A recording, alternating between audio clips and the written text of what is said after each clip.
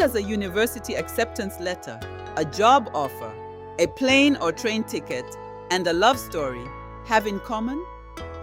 For millions of people, these ordinary moments become the foundations of a life they never imagined. Rarely does anyone realize they're standing at the beginning of a journey that will quietly change their life. Some leave chasing a degree, some go for opportunity, others leave to care for children as an au pair. Some arrive for one semester and somehow never leave. Others follow love, a few follow family, and some never imagined they'd leave at all. If you ask 10 diaspora people how they ended up abroad, you'll probably hear 10 completely different stories, because diaspora doesn't have one origin story, it has many. And this is where some of those journeys begin. Let's begin with the most common one, the student. They innocently tell their loved ones that, "I'll get my degree, and then I'm coming home." For many people, this is where the diaspora journey begins. One acceptance letter, one suitcase, one emotional goodbye at the airport. The plan is simple: study hard, graduate, return home, land the dream job, make your family proud, help build the country that raised you. It sounds straightforward until life quietly starts editing the plan. First comes an internship. Then someone says, "Why don't you apply for this graduate program?" Then comes the first job, the first rented apartment, the first residence permit renewal, as well as the first group of friends who start feeling like family. Before you know it, you've stopped counting the years. The temporary student life has quietly become your actual life, and every visit home begins with the same question. "So, when are you coming back for good?" You smile, because you honestly don't know anymore. The funny part? You came for a bachelor's degree. The master's degree came with a career. The career came with a mortgage. And somehow, your 3-year plan is celebrating its 10th anniversary.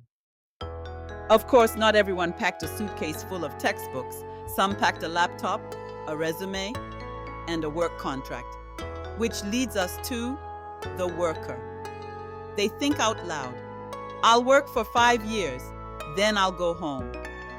For others, it begins with an email. "Congratulations, we'd like to offer you the position." One signature, one visa, one flight, a career waiting on the other side. The plan sounds sensible. Work hard, save money, build some experience, then return home stronger, able to invest and begin a fruitful life. But diaspora has a way of stretching timelines. A better job offer to cover the expenses.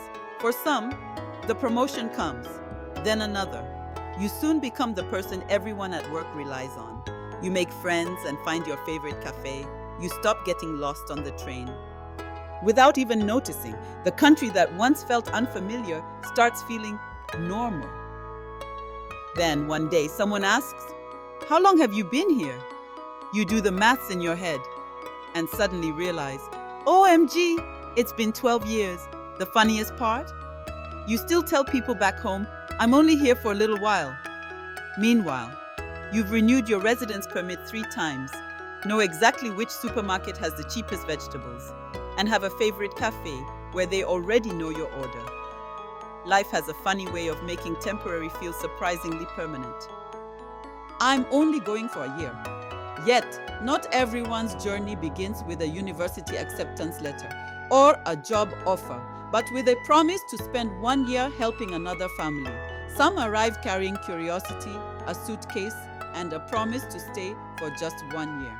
The au pair arrives with a childcare agreement, a curious heart, and a suitcase that's somehow bigger than they are.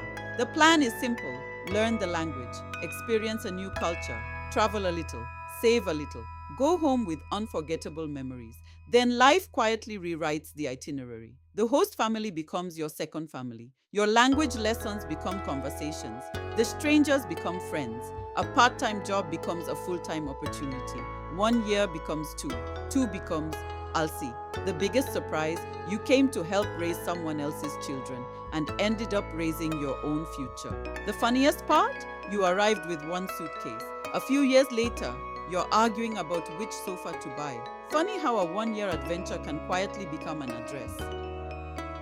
Not everyone expected their plans to change after a year, cause even 1 year seemed too long, since they only packed for 1 semester. I'll be back before summer, they assured their loved ones as they confidently hugged them with goodbyes at the airport. For the exchange student, this journey begins with one email and excitement. Congratulations! You've been accepted into the exchange program. 1 semester abroad, 1 academic year if you're lucky. Just enough time to experience another country before heading home. The plan couldn't be clearer. Attend lectures, learn the history and geography, take thousands of photos, collect unforgettable memories, then return home and finish your degree. Simple. Until something unexpected happens and life quietly edits the plan. Maybe it's an internship, maybe it's a research opportunity, maybe it's someone you meet, or maybe you simply fall in love with the place itself. The cafes, the parks, the rhythm of everyday life. 1 semester quietly becomes another opportunity. Another opportunity becomes another year. And before you know it, you're no longer studying abroad. You're simply living abroad. The funniest part? You told everyone, don't worry, I'll be back in June. June came, you visited, then boarded another flight back, somewhere along the way. Your return ticket quietly became a round trip. However, these are only some of the roads that lead abroad.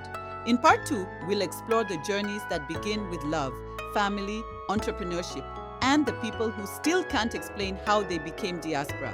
Until then, welcome to Mazillion. Thank you for being here. If this spoke to you, start with one question, just one, and comment how. Then share this with someone in your community. That's how we build together.